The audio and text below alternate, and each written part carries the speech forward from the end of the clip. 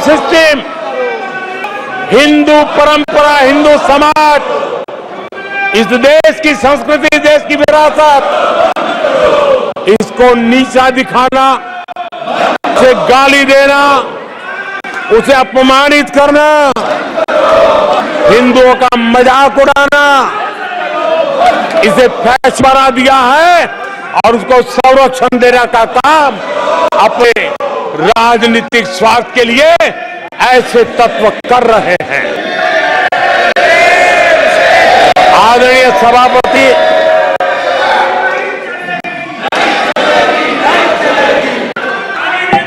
माननीय सदस्य प्लीज। आदरणीय सभापति जी, हम बचपन सीखते हुए आए हैं, गांव का हो, शहर का हो, गरीब हो, अमीर हो, इस देश का हर बच्चा ये जानता है ईश्वर का हर रूप, आदरणीय सभापति जी, ईश्वर का हर रूप दर्शन के लिए होता है। ईश्वर का कोई भी रूप निजी स्वार्थ के लिए, प्रदर्शन के लिए नहीं होता है।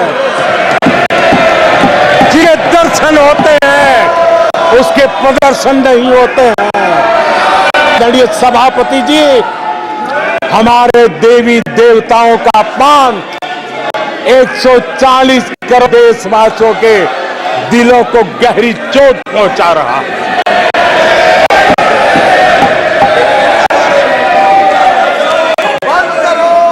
निजी राजनीतिक स्वार्थ के लिए ईश्वर के रूपों का इस प्रकार से खेल, आदरणीय सभापति जी, ये देश क्यों माफ कर सकता है? आदरणीय सभापति जी, सदन के कल के दृश्यों को देख के अब हिंदू समाज को भी सोचेगा, क्या ये अपमानजनक बयान संयोग है या कोई प्रयोग की तैयारी है? ये हिंदू समाज को सोचना पड़ेगा। आदरणीय सभापति जी, हमारी सेनाएं देश का आन है। सारे देश को उनके साहस और हमारी सेना की वीरता पर गर्व है। और आज सारा देश देख रहा है, हमारी सेनाएं, हमारा डिफेंस सेक्टर आजादी के बाद इतने सालों में जितना नहीं हुआ, इतने रिफॉर्म हो रहे हैं। हमारी सेना आधुनिक बनाया जा रहा है। हर चुनौती को हमारी सेना मुंह तोड़ जवाब दे सके, इसलिए युद्ध के सामर्थ्य वाली सेना बनाने के लिए हम भरपूर प्रयास कर रहे हैं, रिफॉर्म कर रहे हैं, कदम उठा रहे हैं, देश की सुरक्षा का मकसद लेकर के। बीते कुछ सालों में बहुत सारी चीजें बदली है।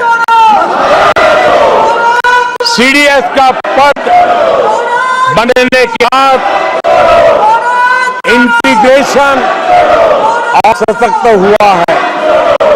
आदरणीय सभापति जी, हमारी सशस्त्र सेनाओं के बीच सहयोग से जो लंबे समय से जो शास्त्र के निष्णातों का मत था कि भारत में एयर कमांड जरूरी है, आज मैं संतोष के साथ कह सकूं कि सीडीएस व्यवस्था बनने के बाद देश में सुरक्षा के लिए जरूरी थिएटर कमांड की दिशा में प्रगति हो रही है। आदरणीय सभापति जी, आत्मनिर्भर भारत, उसमें हमारी सेना को आत्मनिर्भर बनाना, उसकी भी बहुत बड़ी महत्वपूर्ण भूमिका निभाई जा रही है। हमारी देश की सेना युवा होनी चाहिए। सेना दुश्मनों के दांत खट्टे करने के लिए होती है। हमें हमारे पर भरोसा होना चाहिए।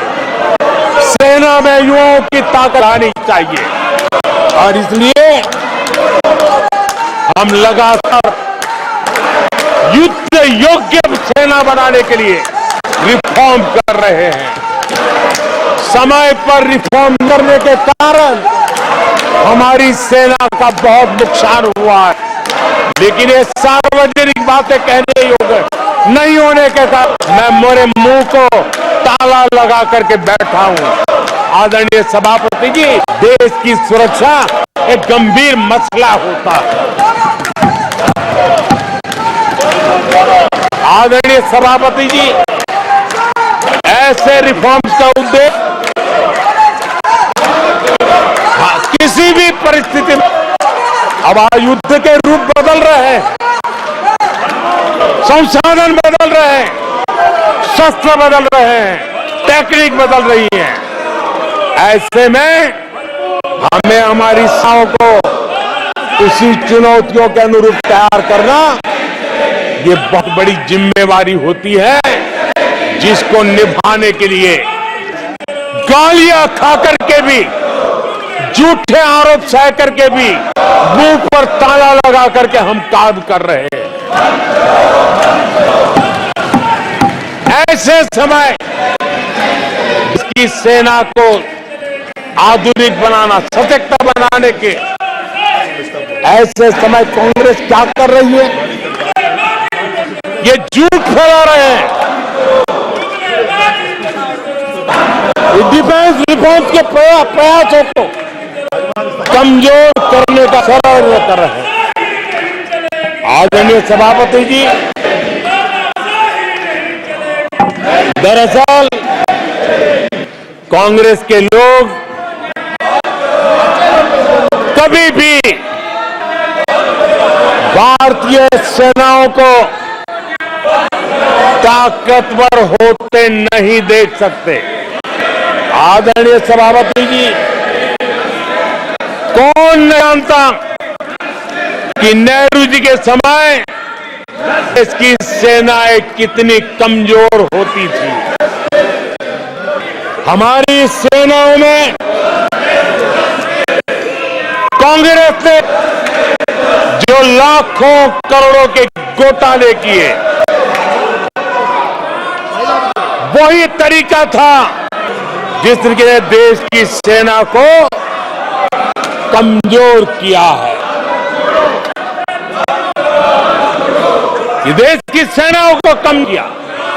जल हो, थल हो, नभ हो, सेना की हर आवश्यकता में इन्होंने देश आजाद हुआ तब से 10 साल की परंपरा बनाई।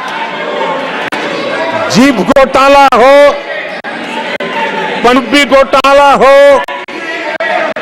बोफोर्स घोटाला हो, इन सारे घोटालों ने देश की सेना की ताकत को बढ़ने से रोका है। वो भी एक वक्त था, आदरणीय सभापति जी, कांग्रेस के जमाने में हमारी सेनाओं के पास बुलेट प्रूफ जैकेट भी नहीं हुआ करते थे।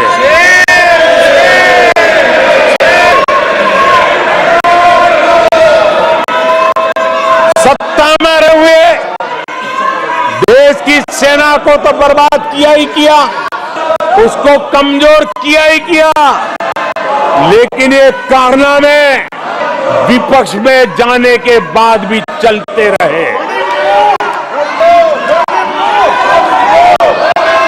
विपक्ष में जाने के बाद भी सेना को कमजोर करने के लगातार प्रयास होते रहे।